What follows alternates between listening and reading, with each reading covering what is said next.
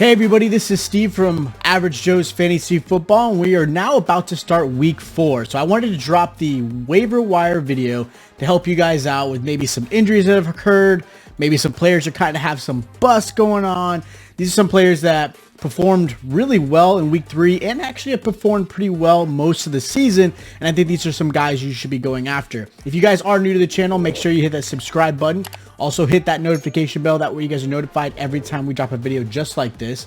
Also ask away any questions you've got, whether it be trade questions or waiver wire questions. Then of course start sits when we start really dropping in those videos for week 4. You can also hit us up in our DMs. We're on Twitter and Instagram. Make sure you hit that. We have the links down below in the description here to help answer any questions you guys have for your NFL fantasy season. So the first guy I've got is, and there's not as many waivers as you hope, and that sometimes that's a good thing. That means, one, you're either not needing a lot of injury issues, right? There's no injuries are occurring, which is good. There's one big one, and we'll talk about that one. But there's not as many waivers as you would think there would be, as far as I deem some really good players to grab. You could always pick up players. There's a lot of players in the waiver wire, but these are the guys that I think that will help make or break really your season. So the first guy I have, it's going to be for the quarterback position, is really only one guy I really trust right now is Kirk Cousins. I had Kirk Cousins as a waiver wire pickup last week. They're still available in about 29% of most leagues. I think last week he was available at 34%, so there were a few people that picked him up. But he is available still in about 29% of most leagues. He has been performing out absolutely like A+ this season so far in 3 games. He's going against the Cleveland Browns this week. He's been averaging about 26 points a game. That offense looks really good. Even with, obviously, Dalvin Cook missing week 3, Madison came in and just performed as well as he could. Look, that Vikings offense is probably one of the better offenses in this league, and Kirk Cousins is leading the way, and he looks really good this season. So if you haven't picked him up and he's still available, I would absolutely grab him. Even if he's just for your bench right now, he's definitely a must grab. Now, as far as the running backs go, this is obviously going to be an obvious one if you haven't grabbed him already.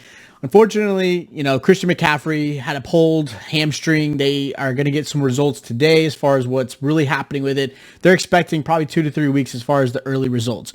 Hopefully not longer, but that's about 2 to 3 weeks. So with that said, the rookie Chuba Hubbard is going to be the guy.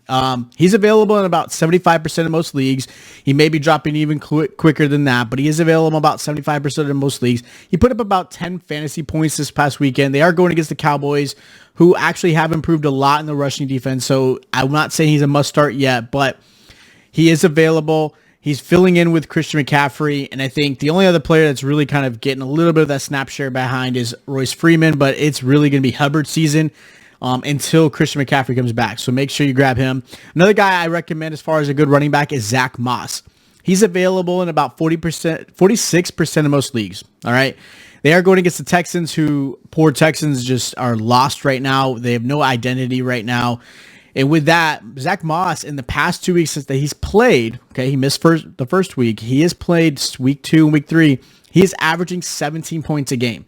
He is their goal line back. He's gotten a little bit more touches than Singletary, and that offense had that great big spark week 2, and then obviously in week 3. So make sure you go after Zach Moss, even if he's just a flex player for you.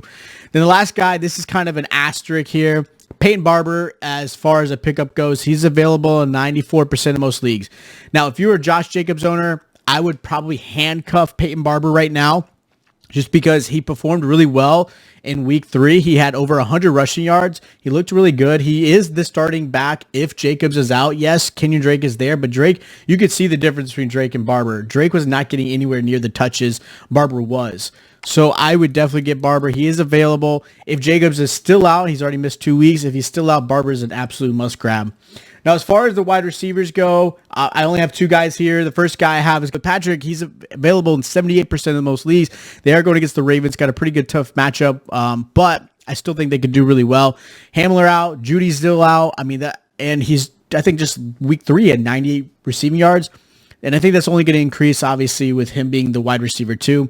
The next guy I have is not an absolute must grab, but I like him a lot. Hunter Renfrow is available in about 89% of most leagues.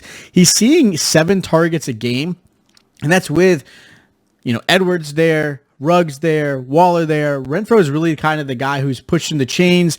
He's kind of been the red zone guy. He looks really good. They're playing the Chargers, who have been unfortunately not looking so great. They did really well against Kansas City, but they're still a team that's kind of trying to find their identity, so I'm not really sure. But I like Renfrow as a good maybe sleeper flex or something like that you might want to grab.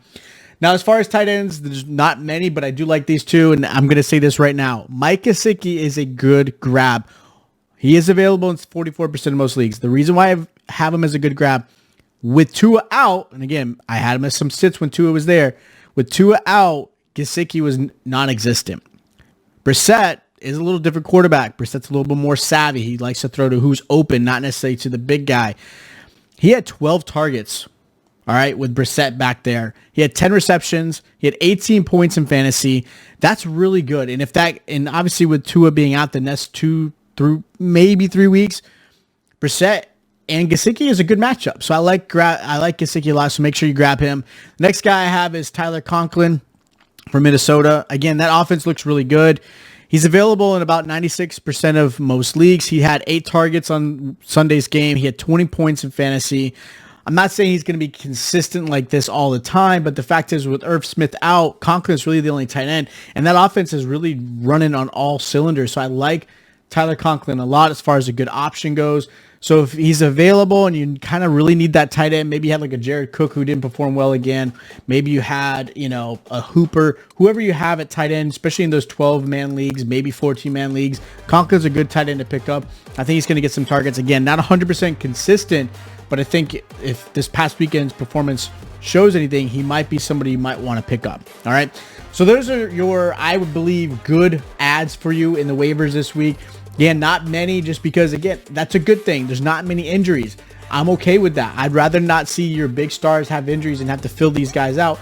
But these are some guys that are filling out a few of those injuries, like Christian McCaffrey, Hamler, Judy. Those are some guys that I like a lot. Zach Moss is a good steal. Kirk Cousins, I don't know why he's still available. He's performing really well. But these guys are going to help you guys out going into week 4 and beyond. I make sure to put their matchups so you guys know who they're playing. Obviously, if any of these guys are going to be part of my Start Sit video, you will see them when I drop those videos.